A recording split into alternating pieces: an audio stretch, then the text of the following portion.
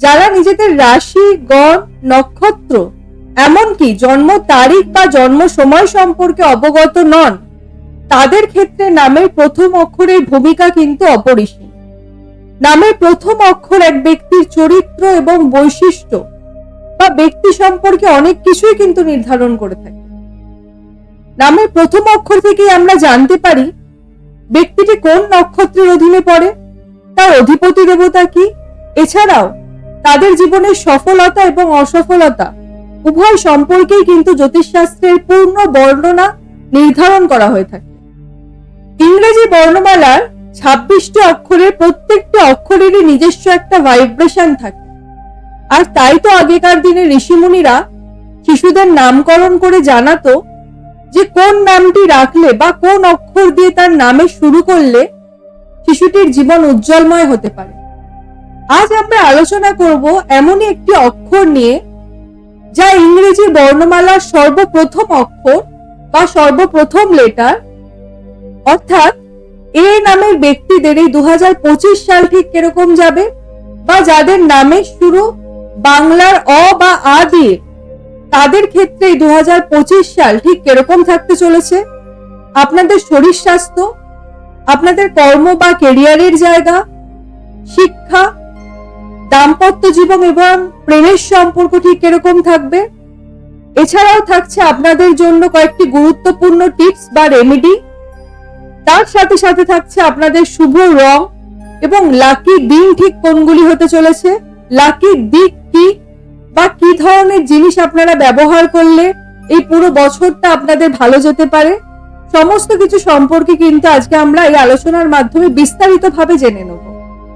ইংরেজি বর্ণমালার প্রথম অক্ষর অর্থাৎ এ দিয়ে যাদের নামের শুরু, সাধারণভাবে কিন্তু তাদেরকে আমরা কৃতিকা নক্ষত্রের আন্ডারে দেখতে পাই এবং অধিপতি দেবতা হয়ে থাকে আপনাদের ক্ষেত্রে সূর্য। তবে বিশেষ কিছু ক্ষেত্রে দেখা গিয়ে থাকে আপনাদের রাশি হয়ে থাকে মেষ রাশি, আবার মেষ রাশির রুলিং প্ল্যানেট যেহেতু মঙ্গল, সুতরাং আপনাদের ক্ষেত্রে কিন্তু সূর্য হোক বা মঙ্গল উভয়ই কিন্তু অধিপতি দেবতা হওয়ার একটা চান্সেস লক্ষ্য করা যায়।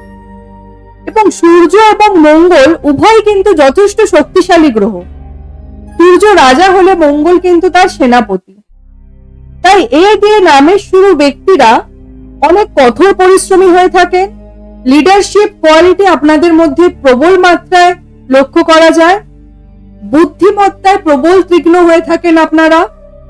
পরিশ্রম ও বুদ্ধির মাধ্যমে আপনারা কিন্তু সমস্ত কিছু জিনিসকে অর্জন করার মতো একটা মনোবল সবসময় আপনাদের মধ্যে বিদ্যমান থাকে। সর্বপ্রথম আজকে যেটা আলোচনা করব এ নামের ব্যক্তিদের এই 2025 সালে শরীর স্বাস্থ্য ঠিক কিরকম থাকতে চলেছে সেই সম্পর্কে। শরীর স্বাস্থ্যের ক্ষেত্রে কিন্তু পুরো বছরটিতেই আপনাদের যথেষ্ট সচেতন থাকতে হবে। বিশেষ কোনো শারীরিক সমস্যা কিন্তু তৈরি না হলেও ছোটখাটো পেটের সমস্যা, হজমের সমস্যা, হাড়ের ব্যথা বা কিছু ক্ষেত্রে পায়ের সমস্যা এবং ছোটখাটো পথ দুর্ঘটনার সমস্যা কিন্তু লক্ষিত হতে পারে। এবং মেডিকেল এমার্জেন্সির কারণে কিন্তু এই পুরো বছরটি জুড়ে আপনাদের অর্থ ব্যয় বা অর্থ নাশের একটা প্রবণতা কিন্তু সর্বদা থাকবে। তবে সেপ্টেম্বর মাস থেকে কিন্তু ধীরে ধীরে শরীর স্বাস্থ্যের উন্নতি এবং রোগ নিরাময়ের একটা রাস্তা তৈরি হতে দেখা যাবে। মোটের উপর যদি বলা হয় তবে বলবো এই পুরো বছরটি জুড়ে শরীর স্বাস্থ্য কিন্তু আপনাদের মধ্যম প্রকৃতির থাকতে চলেছে। যদি 10-এর মধ্যে শরীর স্বাস্থ্যকে রেট করা হয় তবে বলবো 10-এর মধ্যে কিন্তু 7 দেওয়া যেতে পারে এই 2025 সালটি। শিক্ষার্থী বিদ্যার্থীদের ক্ষেত্রে বলবো মে মাস পর্যন্ত সময়কাল কিন্তু মিশ্র থাকতে চলেছে। উচ্চশিক্ষার ক্ষেত্রে বিভিন্ন বাধার সম্মুখীন হতে লক্ষ্য করা যাবে। তবে মে মাসের পরবর্তী সময়কাল কিন্তু ক্রমশ মসৃণ হতে দেখা যাবে, কারণ বৃহস্পতি তার রাশি পরিবর্তন করছে। আর বৃহস্পতির রাশি পরিবর্তন করা মে মাসের পরবর্তী সময়কালে এ নামের ব্যক্তিদের জন্য কিন্তু যথেষ্ট শুভ ফলাফল আনবে। পড়াশোনায় মনোযোগ যেমন বসাতে পারবেন, সাথে সাথে পড়াশোনার ক্ষেত্রে বিদেশ যাত্রা বা বিদেশে গিয়ে যারা কোনো রেকগনাইজ ইনস্টিটিউটে ভর্তি হতে চাইছিলেন তাদের ক্ষেত্রে মে মাসের পরবর্তী সময়কালে কিন্তু বিদেশ যাত্রার বিশেষ শুভ যোগ তৈরি হবে। যারা সরকারি চাকুরি বা বিভিন্ন কোনো কম্পিটিটিভ এক্সামের জন্য তৈরি হচ্ছেন, তাদের সকলের ক্ষেত্রে বলবো এই বছর কিন্তু চাকরি প্রাপ্তির প্রবল সম্ভাবনা থাকছে। যদি শিক্ষার ক্ষেত্রে এই বছরটিকে রেট করা হয় তবে বলবো 10-এর মধ্যে 9 নম্বর কিন্তু এই 2025 সাল পেয়ে থাকবে শিক্ষার ক্ষেত্রে। বিবাহিত জীবনের সঙ্গে যারা জড়িত রয়েছেন তাদের ক্ষেত্রে বলবো বছরের প্রথম 2টি মাস অর্থাৎ জানুয়ারি এবং ফেব্রুয়ারি স্বামী এবং স্ত্রীর মধ্যে কিন্তু খানিকটা মতপার্থক্য বা মনোমালিন্য বা মতবিভেদ কিন্তু লক্ষ্য করা যাচ্ছে। তবে এপ্রিল পরবর্তী সময়কাল থেকে কিন্তু ধীরে ধীরে সম্পর্কের মধ্যে একটা উন্নতির বিকাশ ঘটবে। মোটামুটি ভাবে যদি বলা হয় তবে বলবো দাম্পত্য জীবনের ক্ষেত্রে এই 2025 সাল কিন্তু মধ্যম প্রকৃতির যেতে চলেছে। যারা প্রেমের সম্পর্কের সঙ্গে জড়িত রয়েছেন সেই সমস্ত ব্যক্তিদের ক্ষেত্রে বলবো প্রেমের সম্পর্কটা কিন্তু বিবাহ বন্ধনে পরিবর্তন হওয়ার একটা প্রবল যোগ থাকবে এই 2025 সালে। তবে পার্টনারের সঙ্গে একটা ব্রেকআপের মতো প্রবণতাও কিন্তু থাকছে অ্যাটলিস্ট বছরের প্রথম 5টি মাস, মে মাস পর্যন্ত, যতক্ষণ না বৃহস্পতি তার রাশি পরিবর্তন করছে।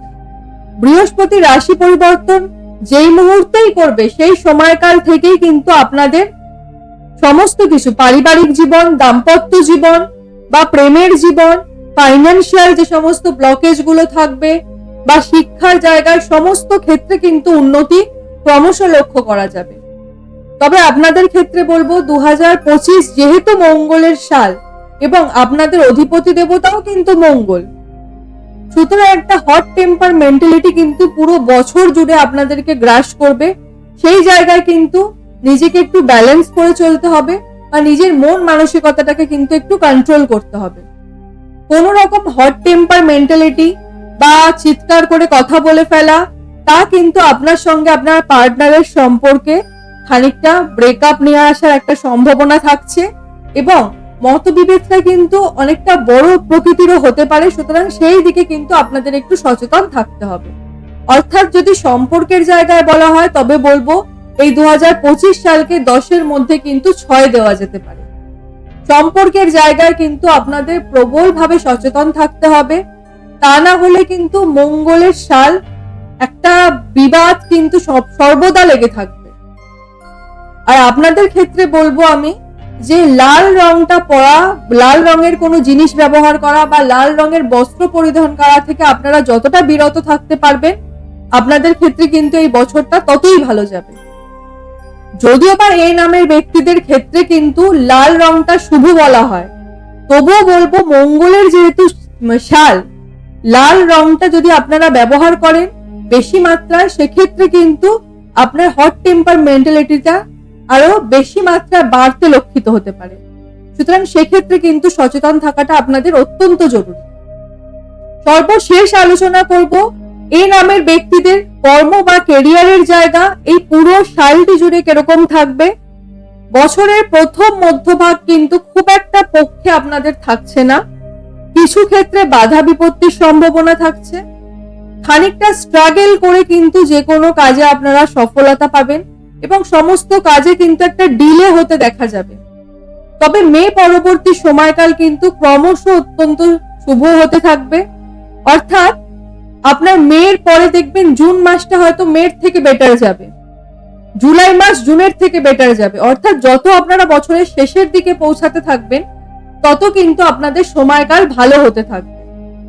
যেহেতু এই নামের ব্যক্তিদের ক্ষেত্রে সূর্য ও মঙ্গল উভয় গ্রহই অধিপতি দেবতা, সুতরাং যারা ডিফেন্স লাইনে কর্মরত বা যারা পুলিশি কোনো কাজে কর্মরত, আর্মি বা বিভিন্ন ভাবে কোনো গভর্নমেন্ট সেক্টরের সঙ্গে কর্মরত, তাদের সকলের ক্ষেত্রে বলবো এই বছর কিন্তু অত্যন্ত শুভ থাকতে চলেছে।